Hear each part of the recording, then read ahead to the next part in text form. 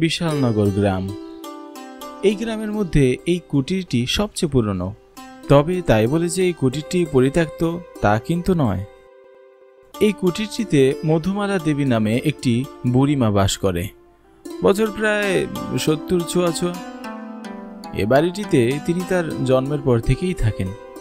এমনকি বিয়ের পরও এই কুঠির তিনি ছাড়েননি। এখানেই তার সংসার জীবন অতিবাহিত করেন। তবে তাকে কখনো কেউ এই কুঠিরটি আর গ্রাম ছাড়তে দেখেননি। তিনি সবসময়ই গ্রাম আর এই কুঠিরটি আঁকড়ে ধরে থাকতেন। তার কাছে এটিই তার বাঁচার একমাত্র সম্বল। তার ছেলে সন্তান সকলেই গ্রামের বাহিরে থাকেন।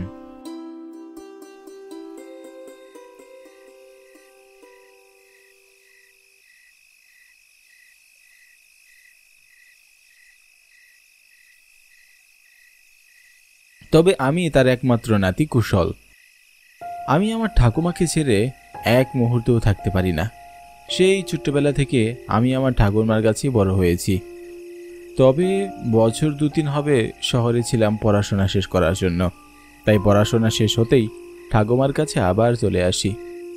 এখন গ্রামেই কোনো একটা কাজ খুঁজে এখানেই কাজ করতে থাকবো, নয়তো কোনো ছোটোখাটো ব্যবসা প্রতিষ্ঠান শুরু করব।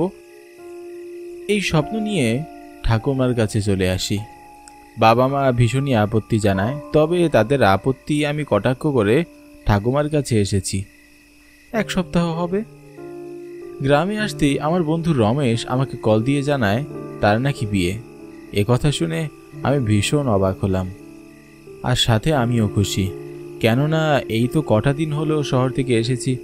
শহরে থাকাকালীন তো একবারও এমন কিছু বলেনি। হয়তো হুটহাট করে সবাই সিদ্ধান্ত নিয়েছে। তবে হঠাৎ করেই আমাকে এই খবরটি দিয়ে চমকে দিয়েছিল। আমি ভীষণ খুশি হয়ে গিয়েছিলাম।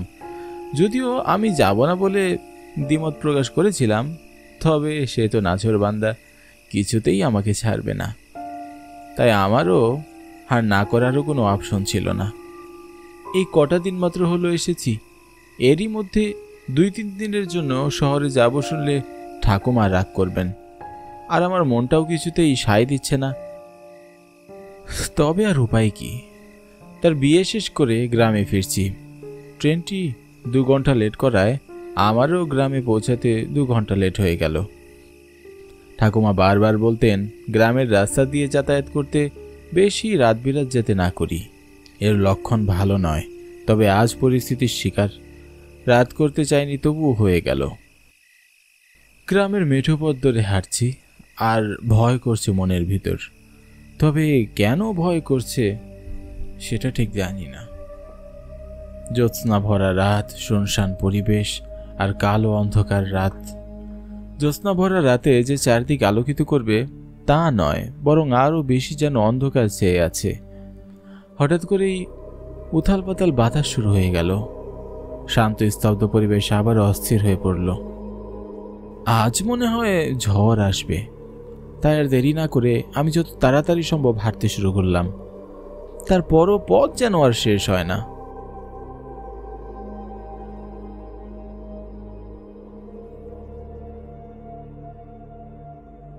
কোনো মতে বাড়ির দরজার সামনে এসে দাঁড়ালাম। এত জোরে জোরে হেঁটেছি যে হাঁপিয়ে গিয়েছি। দরজার সামনে আসতেই আবারও পরিবেশ শান্ত হয়ে যায়। উথাল পাতাল বাতাস নিমেষেই বন্ধ হয়ে যায়। আবারও শুনশান স্তব্ধ হয়ে গেল পরিবেশ। ঠাকুমা, ও ঠাকুমা, ঘুমিয়ে পড়েছো নাকি? আমি ঠাকুমাকে ডাকতেই মনে হলো আমার পিছনের দিকে কিছু একটা চলে গেল। তবে আমি দেখতে পেলাম না কি গেল, কিন্তু আমি নিশ্চিত কিছু না কিছু একটা গিয়েছি। তবে কি সেটা জানি না। আমি আর কোনো দিকে না তাকিয়ে ঠাকুমাকে ডাকতে শুরু করলাম। যত তাড়াতাড়ি সম্ভব আমাকে বাড়িতে ঢুকতে হবে। ও ঠাকুমা, দরজাটা খুলো, আমি কুশল। কে? আমি কুশল গো ঠাকুমা, কুশল।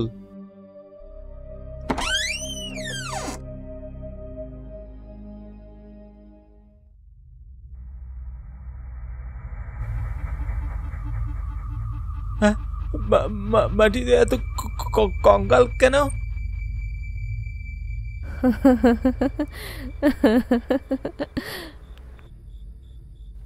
তুমি হাওয়ায় ভাসছো কি করে ঠাকুমা? তুই ভাসবি নাকি আমার মতো? কি কি কি কি হয়েছে তোমার ঠাকুমা?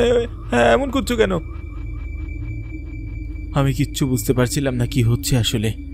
চারপাশের পরিবেশ বেশ ঠান্ডা, কিন্তু আমার মনের ভিতর উথাল পাতাল বাতাস বয়ে যাচ্ছে। অজানা এক ভয় বুকের ভিতর কুড়ে কুড়ে খাচ্ছে। কিছুতেই আর শান্ত হতে পারছি না। ঠাকুমা এমন করছে কেন কিছুই বুঝতে পারছি না। মনের ভিতর ভয় আর আতঙ্ক আরো বেশি কাজ করছে।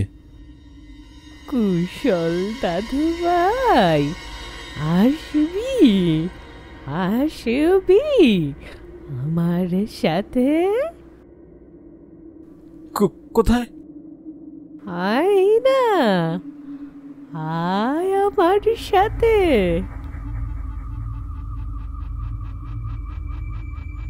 ঠাকুমার সাথে আমিও হাওয়ায় ভাসতে থাকলাম। ঠিক সে সময় ঠাকুমা একটি যুবতী মেয়েতে পরিণত হলো। আমার চোখ কপালে উঠে গেল।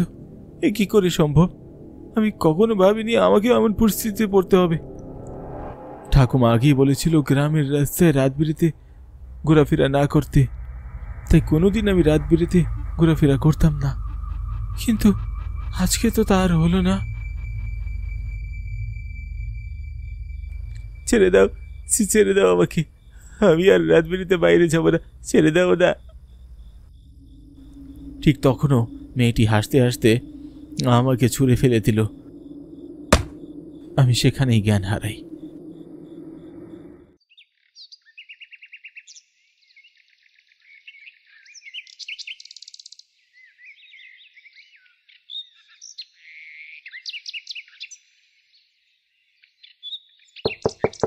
কুশল দাদু ভাই, এসেছিস? দরজা খোল দাদু ভাই। ঠাকুমার গলার আওয়াজে আমার ঘুম ভেঙে যায়। আমি চোখ তুলে তাকাতে পারছি না। পুরো শরীর জ্বরে ব্যথা, সোজা হয়ে দাঁড়াতেও পারছি না। দাঁড়াতে গেলেই যেন পড়ে যাব ভাব, কিন্তু তারপরও আস্তে আস্তে উঠে দাঁড়ালাম। গতকাল রাতের সেই কথা মনে পড়ে যাচ্ছে। কি গো দাদু ভাই, দরজাটি খোলো। আছি ঠাকুমা। দরজা খোলার জন্য আমি এক ধাপ করে সামনে এগিয়ে যেতে থাকলাম। দাদু ভাই, তুমি কখন এসেছো? গত রাতে। কিছু কি হয়েছে দাদু ভাই? না, কিছু না। আমাকে বলো, কি হয়েছে? তোমাকে ভীষণ অন্যমনস্ক লাগছে দেখছি। না, কিছু না। বলো দাদু ভাই।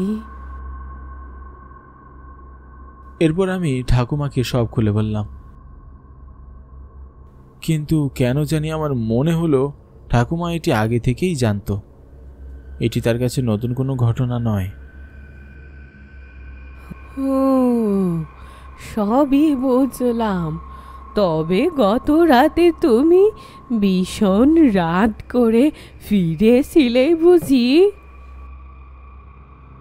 হ্যাঁ ঠাকুমা, ট্রেন 2 ঘন্টা লেট করায় বাড়ি ফিরতে দেরি হয়ে গেল। জানি জানি, সবই জানি গো দাদু ভাই। কি জানো ঠাকুমা? তোমার একটি পিসি ছিল গো, নাম কুহেলিকা।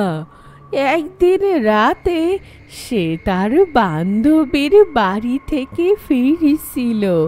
সে সময় অসুরের আত্মা তার কাছে ভর করে। তারপর সে একা কিভাবে যেন মারা যায়। ওর উত্তর কেউ দিতে পারে না।